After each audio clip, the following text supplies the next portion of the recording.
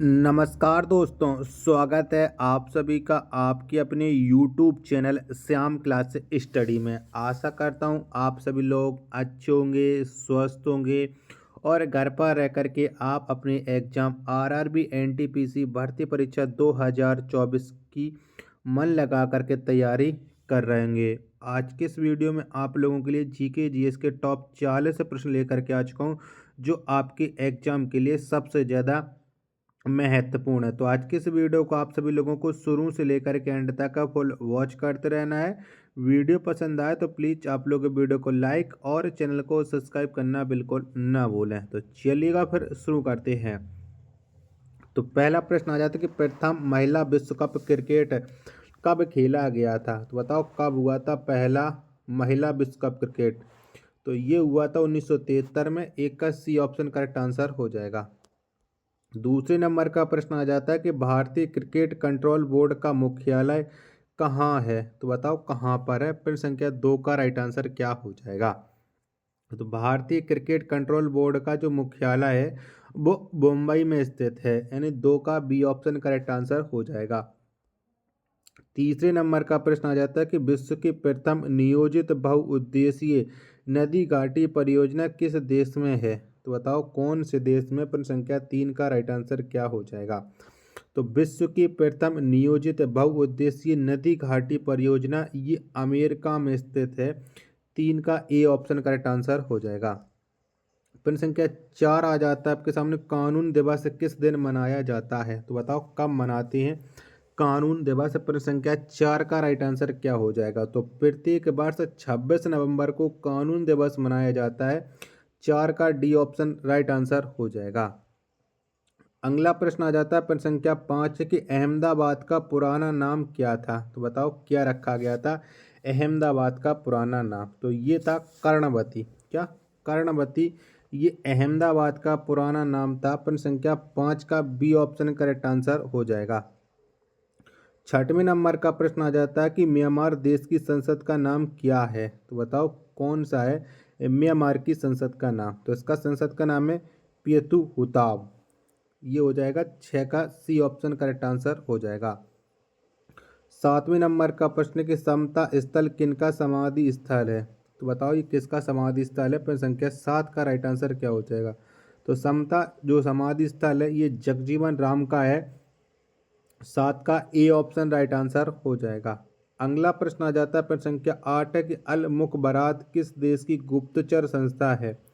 तो बताओ ये कौन से देश की गुप्तचर संस्था अल मुखबरात। प्रश्न संख्या 8 का राइट आंसर क्या हो जाएगा। तो ये है इराक की।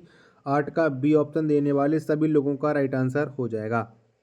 9वें नंबर का प्रश्न आ जाता है कुरनूल किस नदी के किनारे बसा है। तो बताओ कुरनूल है वो कौन सी नदी के तट पर स्थित है। प्रश्न संख्या 12 का राइट आंसर क्या हो जाएगा। तो ये है तुंगभद्रा नदी के किनारे। 9 का ए ऑप्शन करेक्ट आंसर हो जाएगा। वीडियो पसंद आ रही होगी तो प्लीज़ वीडियो को लाइक और चैनल को सब्सक्राइब करना बिल्कुल ना भूलें। 10वें नंबर का प्रश्न आ जाता है कि विश्व की सर्वाधिक ऊंचाई पर स्थित मृत ज्वालामुखी कौन है। तो बताओ कौन सी है। प्रश्न संख्या 10 का राइट आंसर क्या हो जाएगा। तो एकांगुआ ये सर्वाधिक ऊंचाई पर स्थित मृत ज्वालामुखी है। 10 का डी ऑप्शन देने वाले सभी लोगों का राइट आंसर हो जाएगा। 11वें नंबर का प्रश्न है कि हिंद महासागर का सबसे बड़ा द्वीप कौन है। तो बताओ कौन सा है। प्रश्न संख्या 11 का राइट आंसर क्या हो जाएगा। तो हिंद महासागर का जो सबसे बड़ा द्वीप है वो है मेडागास्कर द्वीप। 11 का सी ऑप्शन करेक्ट आंसर हो जाएगा।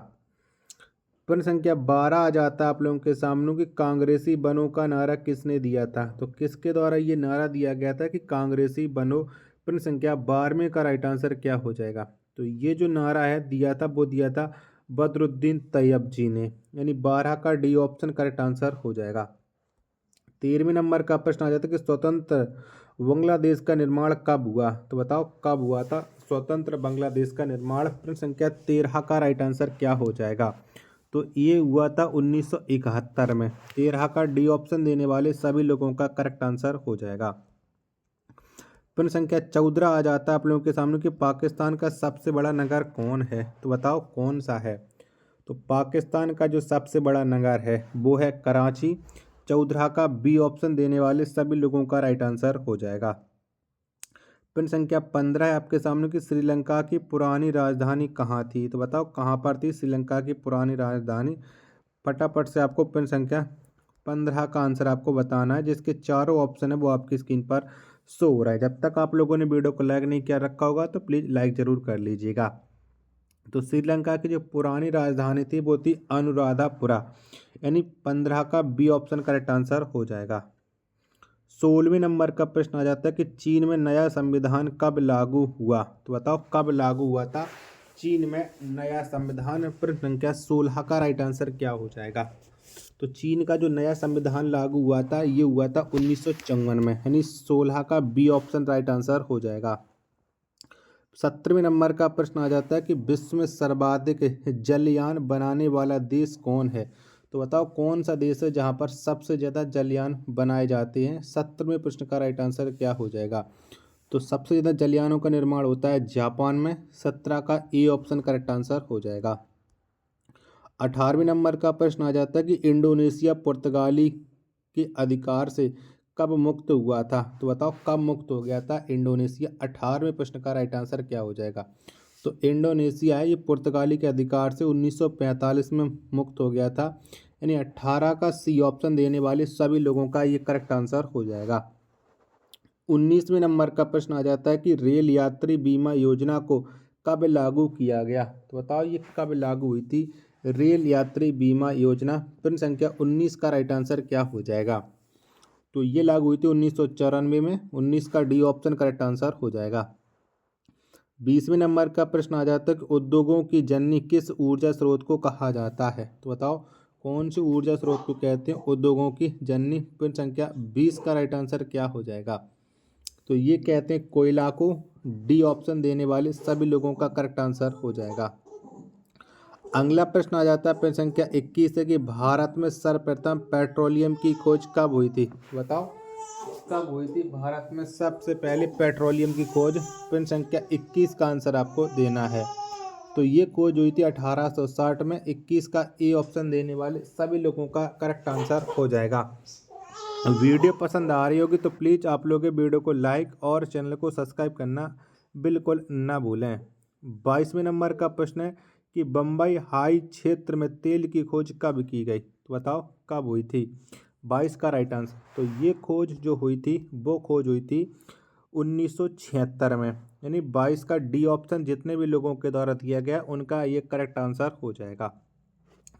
अगला प्रश्न है प्रश्न संख्या 23 आ जाता है कि निकेल का सबसे बड़ा उत्पादक देश कौन है। तो बताओ कौन सा वो देश है जहाँ पर सबसे ज़्यादा निकेल का उत्पादन किया जाता है। तो वो देश है रूस।